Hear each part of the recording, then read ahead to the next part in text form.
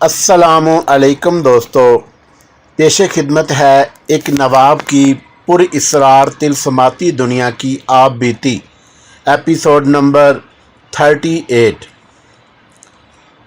Meadows के कत्ल में तुम किस हद तक शामिल थे? शहनाज ने पूछा। कत्ल करने वाला दूसरा आदमी था, राम स्वरूप ने जवाब दिया। मैंने अपना काम कर दिया था और वो ये था कि बेडरूम की खिड़की की चटखनियाँ खुली रखनी थी। तुमने शायद नोट नहीं किया कि शाम के बाद तमाम कमरों की खिड़कियाँ बंद करने की जिम्मेदारी मैंने अपने हाथ में ले रखी थी। पहले तो मैंने मेडोज़ पर अपना एतमाद जमाया, फिर तुम भी मुझे पसंद करने लगी कि ये अच्छा नौकर है। आखिर कत्ल की रात मुकर्रर हो गई। तुम उस वक़्त कमरे में मौजूद थी, बालों में बुर्श कर रही थी जब मैंने बेडरूम की दोनों तरफ की खिड़कियां बंद करके चटखनियां चढ़ाई थी, सिवाय एक खिड़की के जिसके मैंने सिर्फ कवाड़ बंद किए थे। कत्ल करने के लिए एक सिख ने आना था जो वक्त मुकर्रर किया गया था। उस वक़्त में फसील के पास जा खड़ा हुआ। कातल सही वक़्त पर पहुंच गया। मैं उसे बंगले तक ले आया और उसे खिड़की दिखाई, लेकिन मैं बरामदे में चला गया और खिड़की अपने हाथ से खोली। मैं उस वक़्त तक जागता रहा और अपने क्वार्टर के दरवाजे में खड़े होकर बंगले की तरफ देखता रहा था। बेडरूम के अंदर बहुत देर तक रोशनी रही। आखिरकार रोशनी बुझ गई। कातल के आने में 1 घंटा बाकी था। 1 घंटे में तुम और मेडोज़ गहरी नींद सो चुके होगे। मैंने सिख को बता दिया था कि उस अंग्रेज़ एसपी के साथ एक औरत होगी। उसे वो मेडोज़ की मेम ना समझ ले और उसे भी कत्ल ना कर दे। वो हिंदुस्तानी है। मैं तुम्हें यह भी बता दूं शहनाज, तुम जब मेडोज़ के बंगले में आई थी तो मेरा गुस्सा और आज़ादी का जज्बा आग की तरह तेज़ हो गया था। मुझे यह ख्याल आया था कि ये अंग्रेज़ अफसर हिंदुस्तानियों को इस हद तक गुलाम समझते हैं कि हमारी लड़कियों को सब्ज़ बाग दिखाकर और कुछ रकम पेश करके उन्हें ख़रीद लाते हैं। मैं कहता था कि उस अंग्रेज़ अफसर को मैं अपने हाथों कत्ल करूं, लेकिन ये स्कीम के ख़िलाफ़ था। मैं तुम्हें बता रहा था कि मैंने खिड़की खोली और हाथ लंबा करके पर्दा ज़रा एक तरफ हटाया। सिख ने टार्च रोशन की। मेडोज़ पीठ के बल गहरी नींद सोया हुआ था और तुम साथ वाले पलंग पर मुंह दूसरी तरफ किए सो रही थी। सिख अंदर चला गया और मैं बरामदे से उतर कर खड़ा हो गया। सिख ने 2 मिनट भी नहीं लगाए होंगे कि वह बाहर आ गया। सिख ने कहा कि काम हो गया है। मैं उसके साथ फसील तक गया। इतने में तुम्हारी चीखें सुनाई दी। मैं अपने क्वार्टर की तरफ चल पड़ा। उधर से उर्दली वगैरह दौड़ते निकले। मैं रास्ते में से ही बंगले की तरफ दौड़ पड़ा। तुम पर शक किस तरह हुआ? शहनाज ने पूछा। मैंने ऐसा काम पहले कभी नहीं किया था, राम स्वरूप ने जवाब दिया। मैंने ध्यान ही ना दिया कि मैं जिधर भी गया हूँ उधर अपने पाँव के निशान छोड़ता आया हूँ, और इसका एहसास मुझे कुछ देर के बाद हुआ। तब मैंने अपने जूते एक तरफ जाकर उतार दिए, लेकिन मेरे कदमों की निशानात ने, मेरे उतरे हुए जूतों ने मुझे पकड़वा दिया। अब मैं तुम्हें जिधर ले जाऊंगी उधर तुम्हारे कदमों का कोई निशान पीछे नहीं रहेगा, शहनाज ने कहा। तुम्हारे एड्रेस का भी किसी को इल्म नहीं होगा। एक बात बताओ शहनाज, राम स्वरूप ने पूछा, तुम्हारी पार्टी मेडोज़ को क्यों कत्ल करना चाहती थी? हमारा जासूस यहाँ मौजूद है, शहनाज ने कहा।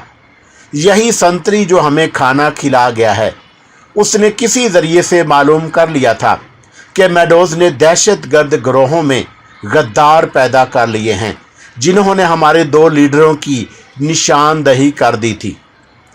एक रेल कार पर कुछ लोगों ने हमला किया था, राम स्वरूप ने कहा, लेकिन तमाम हमला आवर मारे गए क्योंकि हमले की इतला कबल अज वक़्त पुलिस को मिल गई थी।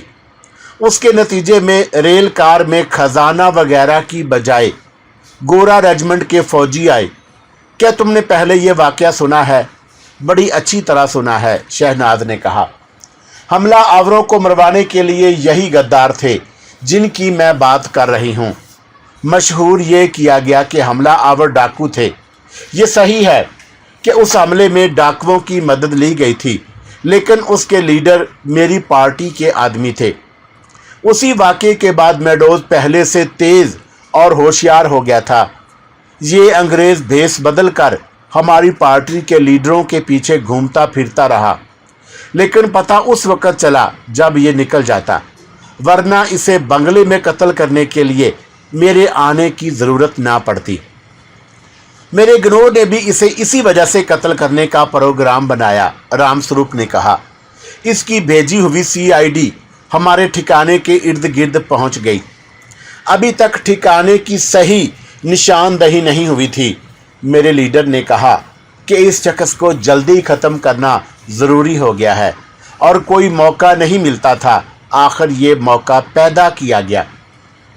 तुम्हारा गिरोह बहुत छोटा मालूम होता है, शहनाज ने कहा, और नया भी है। हाँ शहनाज, रामस्वरूप ने कहा, ये हमारी एक कमज़ोरी है। हमारे जो मेंबर हैं उनमें ज़्यादातर नौजवान हैं जो सोचते कम हैं और अंधाधुंध बड़े से बड़ा ख़तरा मूल लेने को तैयार हो जाते हैं। खुद मेरा अनाड़ीपन देख लो कि मैंने ये भी ना सोचा कि मैं अपने कदमों के निशान अपने पीछे छोड़ रहा हूँ। तुमने ख़तरनाक गलती एक और भी की थी, शहनाज ने कहा।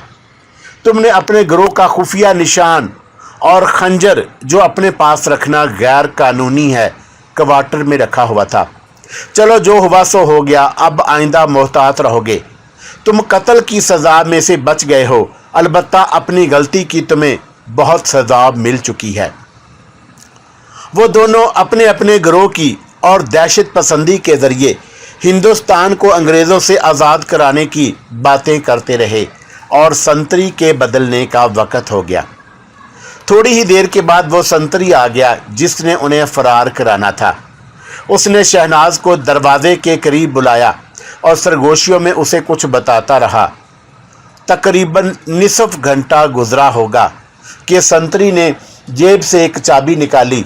हवालात की चाबियां संतरी के पास नहीं हुआ करती, बल्कि ज़िम्मेदार अफसर के पास ताले में रखी जाती हैं।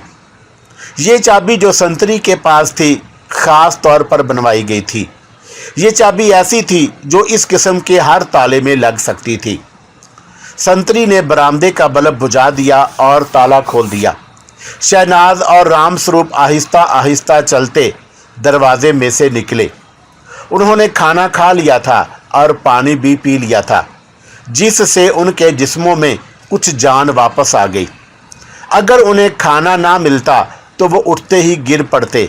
संतरी ने दरवाज़ा बंद करके ताला फिर लगा दिया और चाबी अपनी जेब में डाल ली। मेरे पीछे पीछे आओ, संतरी ने कहा। किसी किस्म की आवाज़ पैदा ना हो, खांसना भी नहीं। वो चलते गए और उस हेड क्वार्टर के पिछवाड़े जा पहुँचे। उनके सामने एक ऊंची दीवार थी। दीवार के ऊपर खारदार तार लगी हुई थी। ये तो सोच भी नहीं सकते थे कि इस दीवार से वो दूसरी तरफ चले जाएंगे, लेकिन इंतज़ाम करने वालों ने बड़ा पक्का इंतज़ाम किया था। बाहर से एक रस्सा अंदर की तरफ आया। दीवार की बुलंदी 10-12 फुट थी।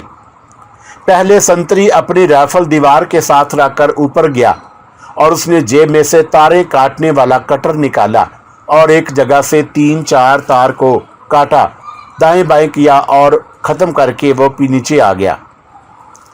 उसने शहनाज को उठाकर ऊपर किया और उसे कहा कि वो रस्सा मजबूती से पकड़ ले। कुछ संतरी ने उसे ऊपर किया, कुछ शहनाज रस्से की मदद से ऊपर होती गई और उसके जिस्म में इतनी जान नहीं थी कि उसके बाजू उसका बोझ ऊपर उठा सकते। संतरी ने उसे इतना ऊपर कर दिया कि उसके पांव संतरी के कंधों तक आ गए। संतरी ने उसके पांव अपने कंधों पर रख लिए। अब शहनाज दीवार पर थी। दूसरी तरफ के आदमियों ने शहनाज को नीचे उतार लिया। उसके बाद रामस्वरूप ऊपर आ गया और संतरी और रस्से की मदद से दीवार पर चला गया। उसके बाद संतरी राइफल उठाकर बड़ी आसानी से रस्सी पर चढ़कर दीवार पर चला गया। वो ताज़ा दम था।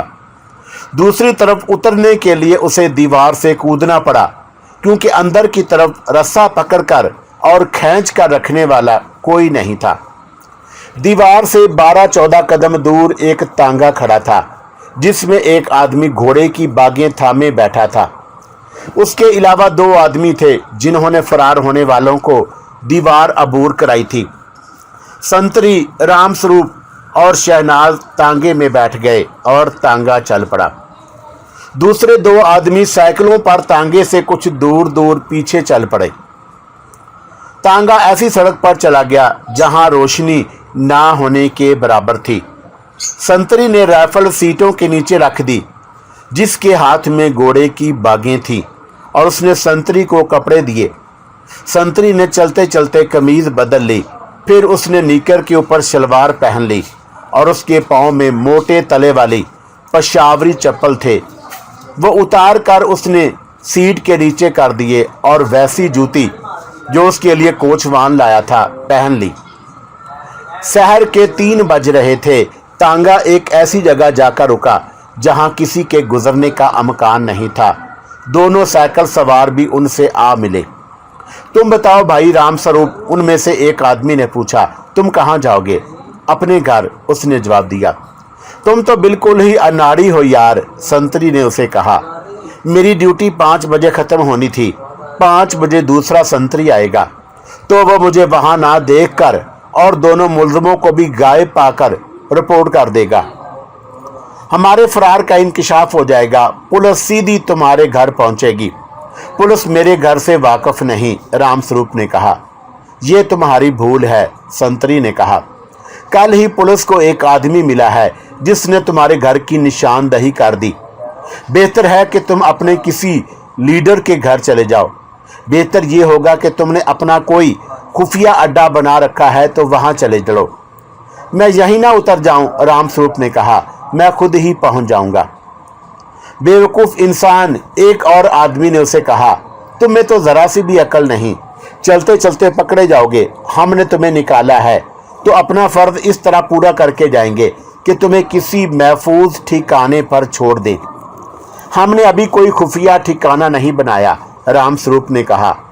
आमतौर पर हम अपने एक लीडर के घर इकट्ठे होते हैं, वहीं चले चलो। तांगा चल पड़ा। रामस्वरूप रहनुमाई करता रहा और तांगा एक कुशादा गली तक पहुंच गया। कोचवान ने तांगा वहीं रोक लिया।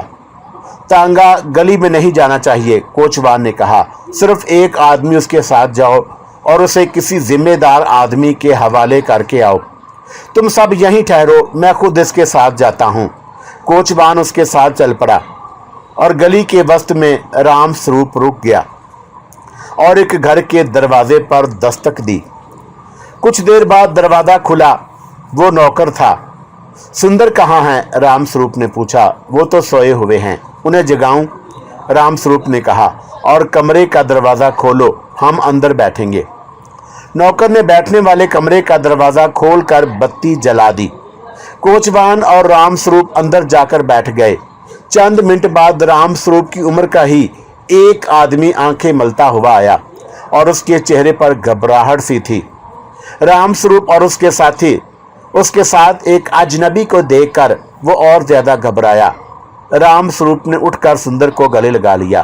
तुम यहाँ कैसे? सुंदर ने रामस्वरूप से पूछा। और ये कौन साहब हैं? घबराओ नहीं सुंदर, रामस्वरूप ने कहा। इन्होंने मुझे पुलिस की स्पेशल ब्रांच की हवालात से फरार कराया है। इनकी अपनी एक लड़की इसी तफ्तीश के चक्कर में आ गई थी। ये उसे फरार कराने गए थे और उन्हें मेरा पता चला तो मुझे भी निकाल लाए। यकीन नहीं आता, सुंदर ने कहा। रामस्वरूप भाई, कोचवान ने कहा, लंबी कहानियां सुनने सुनाने का वक़्त नहीं, ये इसे बाद में सुनाते रहना। मैं जाता हूँ, मेरे आदमी गली से बाहर खड़े हैं। सुंदर दोस्त, कोई वहम ना करो, हम भी तुम्हारी लाइन के आदमी हैं, लेकिन हम तुम्हारी पार्टी से ज़्यादा मजबूत हैं। हमारा तुम्हारा मकसद एक है। मेरी एक बात बड़े गौर से सुनो और उस पर सख्ती से अमल करना। रामस्वरूप को कम से कम 2 दिन और 2 रातें इस घर से बाहर ना निकलने देना। इसके घर पर नजर रखना। तुम्हारे मुतल्लक पुलिस को कुछ पता नहीं। अगर किसी के कहने पर पुलिस का रुख तुम्हारी तरफ हो जाता है तो राम स्वरूप को इस शहर से ही बाहर निकाल देना। लेकिन तुम लोग अनाड़ी मालूम होते हो, घबरा कर कोई हरकत ना कर बैठना। आपके गिरोह का क्या नाम है? सुंदर ने पूछा। मत पूछो यार, कोचवान ने जवाब दिया। अब हमारी तुम्हारी मुलाकातें जारी रहेंगी। हमारे मुतल्लक तुम्हें हर एक बात मालूम हो जाएगी। हाँ, जरूरी बात रह गई थी।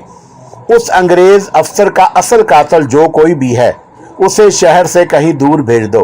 कहाँ जाएगा? रामस्वरूप ने कहा। हम तो शहर से बाहर किसी को जानते ही नहीं। फिर एक काम करो, कोचवान ने कहा। हमने तुम्हारी इतनी मदद की है, थोड़ी सी मदद और कर देते हैं। वो है कौन और कहाँ रहता है? सुंदर ने सिख का नाम और महल्ला वगैरह बता दिया। उसे अपने घर में नहीं रहना चाहिए, कोचवान ने कहा। सुंदर, उसे भी अपने घर में बुला लो और उसे भी कम अज कम 2 दिन अपने घर में छुपाए रखो। मैं शायद आज शाम किसी न किसी बहरूप में या इन्हीं कपड़ों में यहाँ आऊँगा। अगर तुम तीनों खतरे में हुए तो मैं कुछ न कुछ बंदोबस्त कर दूंगा। तुम लोगों ने उस अंग्रेज एसपी को कत्ल करके कोई मामूली काम नहीं किया। यही काम हमने करना था। हम तुम्हें उसका ये सिला देंगे कि तुम चौंके ना तजर्बेकार हो, इसलिए हम तुम्हारी हिफाजत करेंगे और हर तरह मदद करेंगे। घबरा कर और डर कर कोई हरकत ना कर बैठना। उस सिख को भी अभी जाकर यहाँ ले आओ। उस वक्त जब कोचवान सुंदरदास के घर में बैठा हुआ उसे और रामस्वरूप को हदायत दे रहा था और उनकी हौसला अफजाई कर रहा था, स्पेशल ब्रांच के हेडक्वार्टर में बड़ी सख्त परेशानी के आलम में बैठा हुआ था और परेशानी शहनाज की थी। मुझ पर हैजानी कैफियत तारी थी, आसाबी खिंचाव जारी था। मैंने अपनी उंगलियों में राशा महसूस किया। ये आसाब की खिंचाव की वजह से था। शहनाज का क्या बनेगा?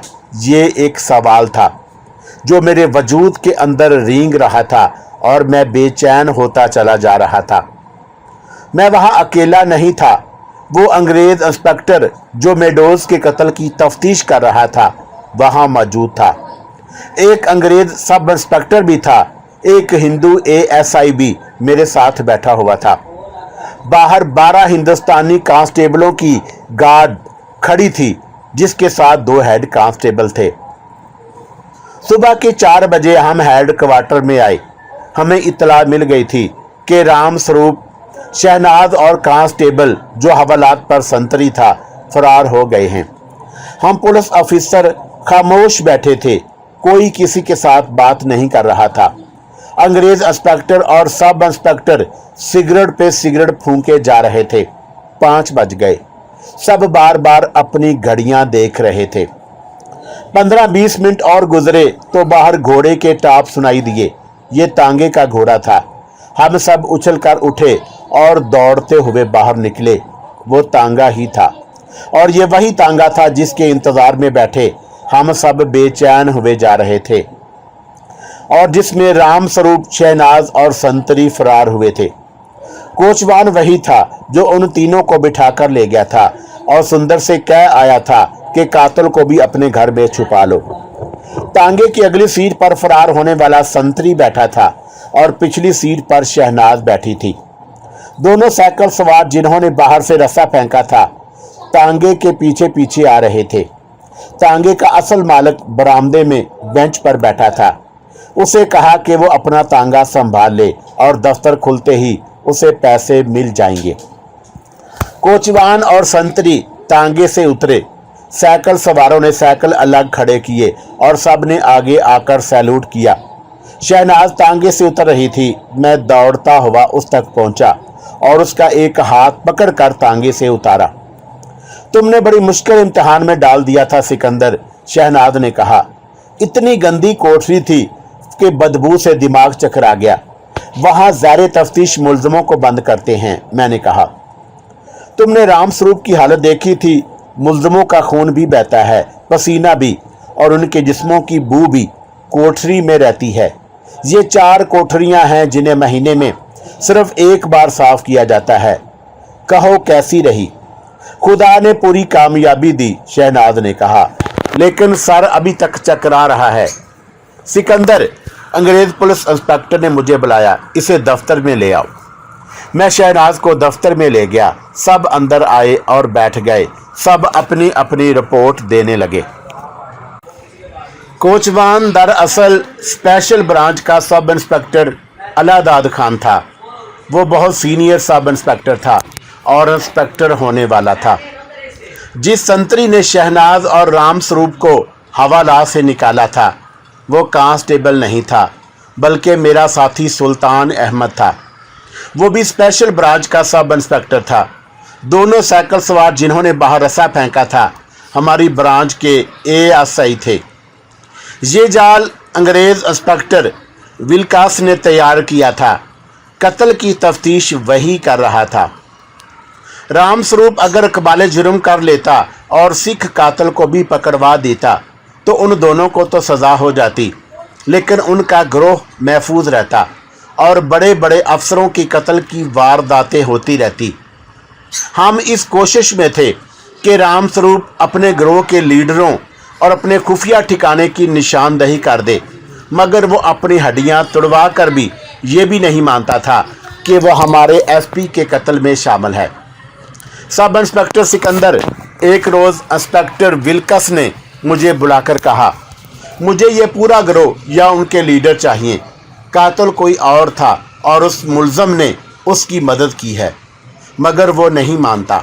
मुझे इस लड़की की ज़रूरत है जो कत्ल के वक़्त मकतूल के साथ सोई हुई थी। शहनाज, ये तुम्हारी लड़की है, इसे तुम तैयार कर सकते हो। साहब, मैंने कहा, आप काम बताएं, मैं उसे तैयार कर लूँगा। काम ये है, उसने कहा, एक रात हम शहनाज का हुलिया ऐसा बनाएंगे जिससे पता चले कि उसे पुलिस ने बहुत अज़ियतें दी हैं और उस पर मेडोज के कत्ल का शुबा किया गया है। शहनाज एक काम ये करे कि उसे हम राम स्वरूप की कोठरी में फेंक दें और वो आदमोई बल्कि बेजान लड़की की एक्टिंग करे, और फिर वो राम स्वरूप को बताए कि वो एक बड़े मजबूत टेररिस्ट गिरोह की अहम और सरगर्म रुकन है। शहनाज उस पर अपने हुस्न का भी जादू चलाए और आज़ादी और वतन परस्ती की जज्बाती बातें करे। मकसद ये है कि राम स्वरूप पर अपना एतमाद पैदा करके उससे उसके गिरोह के मतलब मालूमात हासिल करे। उससे ये भी मालूम करे कि कातिल कौन है और वो लड़की कौन है जो शहनाज से पहले एसपी मेडोज के बंगले में आया करती थी। क्या तुम समझते हो कि शहनाज ये काम कर सकेगी? रिहर्सल कराकर देख लें, मैंने कहा। मेरा ख्याल है कि कर लेगी। आप अपनी पूरी स्कीम बताएं, मैं उसे तैयार कर लूँगा। ये सोच लो काम ख़तरनाक है, इंस्पेक्टर विल्काक्स ने कहा। अगर बाहर जाकर उसे ज़रा सी भी गलती हुई तो ये फंस जाएगी। लड़की ज़हीन है साहब, मैंने कहा, कोशिश करके देख लेती हैं। अगर उसने ये काम मेरी स्कीम के मुताबिक कर दिया तो मैं उसे बहुत इनाम दिलाऊंगा।